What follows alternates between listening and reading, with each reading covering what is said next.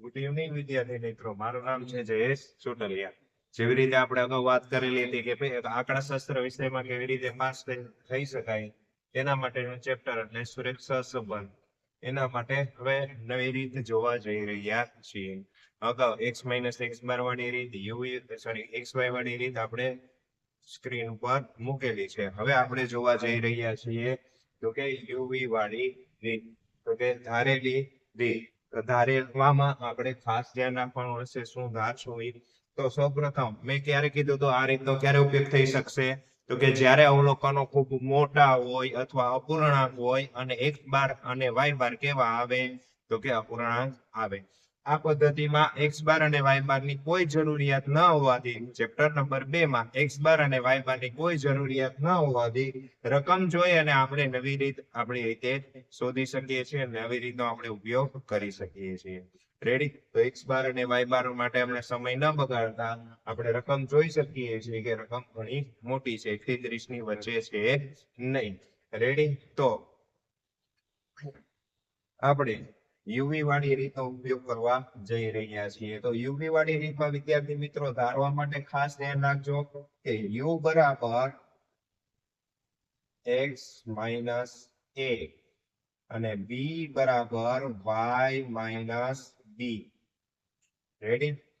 તો યુવી વાળી રીતનું આપણી પાસે સૂત્ર છે વિદ્યાર્થી મિત્રો, તો કે r બરાબર xy વાળું સૂત્ર આવડતું હશે તો યુવી વાળું સૂત્ર પણ તમને લોકોને આવડશે. તો યુવી વાળું સૂત્ર a sigma xy minus sigma x.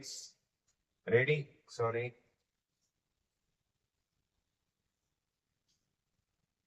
આપણે યુવી વાળું સૂત્ર જોવા જઈ રહ્યા છીએ. તો r બરાબર n sigma uv minus sigma u into sigma v છેદમાં રૂટની અંદર root n sigma u square minus sigma u whole square into n sigma v square minus sigma v whole square. Ready? તો અગાઉ જે આપણે સૂત્ર જોયું તો ડિફરન્સ ખાલી એટલો હતો, u હતો અહીંયા x હતો, v હતો અહીંયા y હતો. રેડી? તો xy અને uv વાળી રીત બંને કોમન જ છે. x ની જગ્યાએ u ધારેલું છે અને y ની જગ્યાએ આપણે શું ધારેલું છે વિદ્યાર્થી મિત્રો? v ધારેલું છે. રેડી? તો આપણે જ્યાં પણ સિગ્મા લાગે, અગાઉ સૂત્ર માટે વાત કરેલી હતી કે જ્યાં પણ સૂત્રમાં સિગ્મા લાગે છે ત્યાં સિગ્મા લાગે એ કોલમ આપણે બનાવવાની થાય. એટલે uv વાળી કોલમ બનશે સિગ્મા uv છે એટલે સિગ્મા u સિગ્મા v, એટલે u ની કોલમ ને v ની કોલમ ઓલરેડી બનેલી છે, સિગ્મા u નો સ્ક્વેર અને આપણી કોલમ બનશે u સ્ક્વેર, v નો સ્ક્વેર એટલે સિગ્મા v સ્ક્વેર આપ્યો છે એટલે આપણે v ના સ્ક્વેર ની કોલમ બનાવીશું. ઓકે? તો હવે આપણે ધારવા માટે વિદ્યાર્થી મિત્રો ખાસ ધ્યાન રાખવાનું તો કે આમાં સૌથી નાની સંખ્યા કઈ તમને જોવા મળે છે તો કે 48. સૌથી મોટી સંખ્યા કેટલી છે? 65. શક્ય હોય ત્યાં સુધી 0 વાળી સંખ્યા ધારવી જેથી કરીને આપણે સરળતાથી બાદબાકી કરી શકાય છે. હવે તો કેલ્ક્યુલેટરમાં પણ આપણને એવી સુવિધા છે કે આપણે આરામથી સરવાળા બાદબાકી કરી શકીએ છીએ. એટલા માટે આપણે આપણો નિયમ એવો ધારીએ કે ભાઈ a બરાબર હું અહીંયા શું ધારું છું તો કે a બરાબર 50 ધારી દઉં છું. શું કામે? તો સાહેબ આમાં તો કે 50 આપેલો નથી તો ધારીએ તો ચાલે? હા, ચાલે. એના માટે કોઈ એવો રૂલ્સ નથી કે આમાંથી જ કોઈ રકમો ધારવી. ત્યાર પછી છે b બરાબર, તો b બરાબર તમે અહીંયા જોઈ શકો છો આપણને એવું થાય કોઈ કોમન સંખ્યા વડે 0 વડે ભાગાકાર કરીએ પણ થઈ શકે એવું છે નહીં. શું કામે? અહીંયા 8 આવી જાય છે, 2 વડે ભાગાકાર કરીએ છે તો ચાલે? તો હા ચાલે, પરંતુ અહીંયા 5 આવે છે તો 2 વડે ભાગાકાર પણ શક્ય છે નહીં. એટલે કોઈ કોમન સંખ્યા વડે ભાગાકાર શક્ય નથી એટલે આપણે એ મુજબ આગળ વધીશું. આમાં સૌથી નાની સંખ્યા તમે જોઈ શકો છો 130 છે, સૌથી મોટી સંખ્યા 158 છે. રેડી વિદ્યાર્થી મિત્રો? તો આપણે આમાં 140 ધારી લઈએ b બરાબર. ઓકે?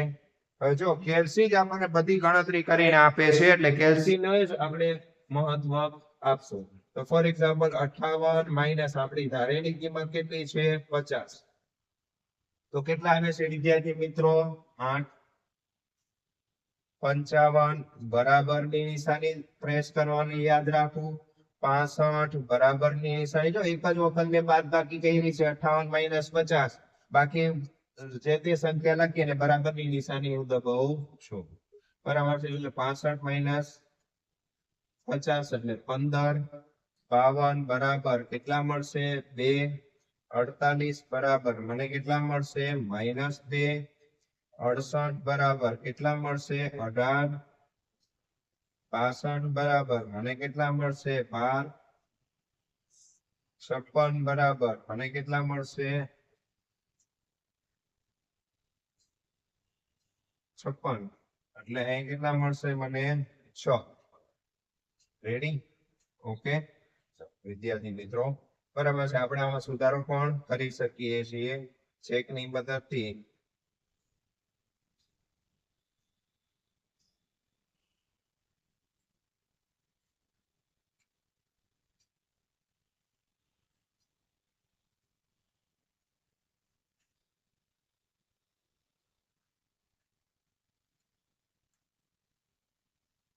હવે સરવાળા માટે આપણે શું કરશું તો કે પેલા પ્લસ નો સરવાળો 8 + 5 + 15 + 2 + 18 + 12 + 6 તો કેટલા આવ્યા વિદ્યાર્થી મિત્રો 66 પ્લસ આવ્યા -2 એટલે આપણો જવાબ આવશે 64 આને કહેશું સિગ્મા યુ રેડી v માટે 130 - 140 એટલે મને કેટલા મળ્યા -10 150 બરાબર મને કેટલા મળશે +10 અહીંયા પણ 150 બરાબર +10 130 બરાબર -10 140 બરાબર 0 158 બરાબર 18 155 બરાબર 15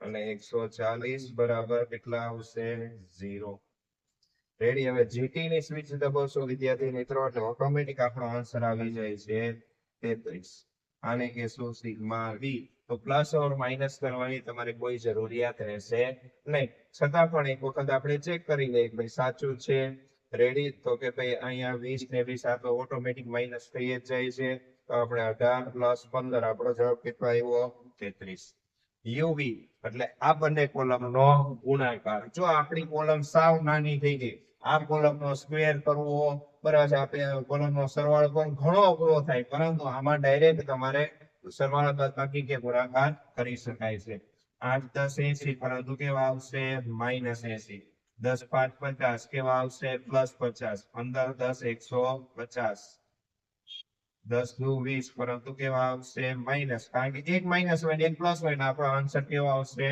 માઇનસ અહીંયા શું આવશે 0 18 × 18 324 15 × 12 180 અહીંયા શું આવશે 0 હવે u સ્ક્વેર 88 64 5 નો સ્ક્વેર 25 15 નો સ્ક્વેર 225 2 નો સ્ક્વેર 4 2 નો સ્ક્વેર 4 18 નો 324 12 નો 144 6 નો 36 20 સ્ક્વેર 10 નો સ્ક્વેર કેટલો 100 100 100 100 0 324 225 અને 0 રેડી વિદ્યાર્થી મિત્રો 1 થી 20 ના સ્ક્વેર આપણને આવડવા જોઈએ તો થશે નહીતર થશે નહીં રેડી તો હવે આમાં પ્લસ નો સરવાળો કરીએ એટલે 200 + 324 + 180 અને કેટલા આવ્યા 704 -100 એટલે આપણો જવાબ આવ્યો 604 આને કહેવાય સિગ્મા યુવી રેડી કેવી રીતે કર્યું તો કે પ્લસ નો સરવાળો 200 + 324 + 180 એટલે 704 રેડી હવે તો આમાં બધા પ્લસ જ છે 64 + 25 + 225 + 4 + 4 પ્લસ 324 પ્લસ 144 પ્લસ 36 826 રીચેક એટલે 64 25 225 4 4 324 144 36 કેટલો જવાબ આવ્યો 826 આને કહીશું વિદ્યાર્થી મિત્રો sigma u square 400 plus 324 plus 225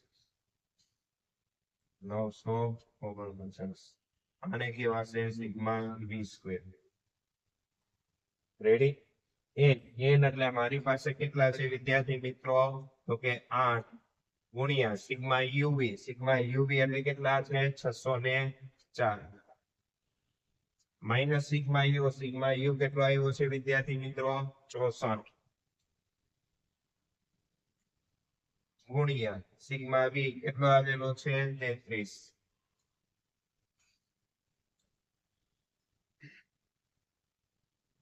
route ની અંદર n એટલે 8 ગુણ્યા સિગ્મા યુ નો સ્ક્વેર કેટલો આવ્યો 826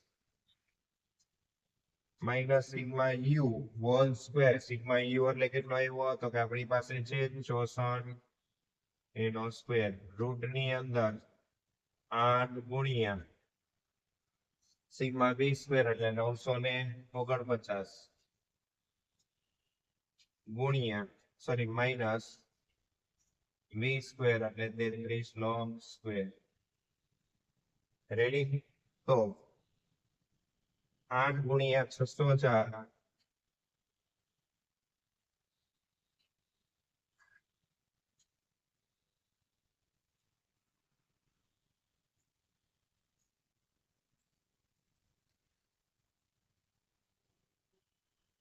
8 ગુણ્યા 604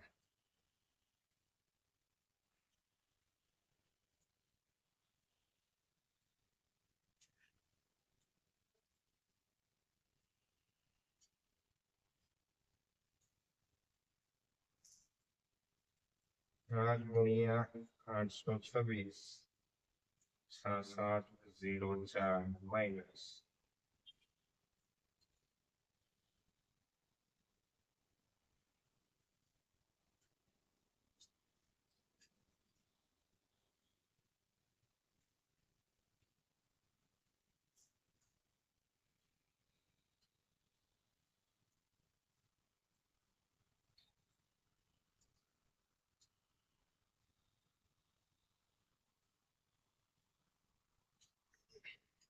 ઓકે 48 32 માઇનસ 21 12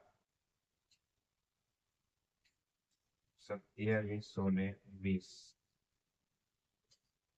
રૂટ ની અંદર 6604 માઇનસ 4096 2508 7592 માઇનસ 1089 503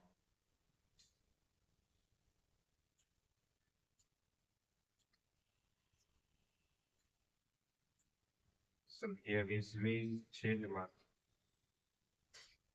2508 ગુણ્યા 503 બે નો ગુણાકાર કરીને આપણે પછી રૂટ મેળવીશું એટલે 1630954 1,63,09,524 આનું રૂટ કાઢીશું વિદ્યાર્થી મિત્રો 2720 છેદમાં 4038 2720 ભાગ્યા 4038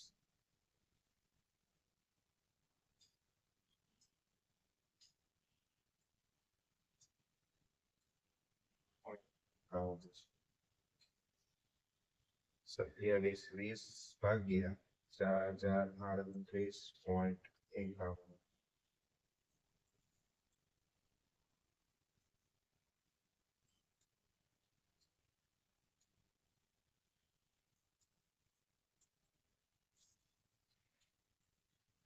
જો વિદ્યાર્થી મિત્રો આપણે r ની કિંમત 0.67 આવેલી છે તો અર્થઘટન થશે તેથી બે ચલ વચ્ચે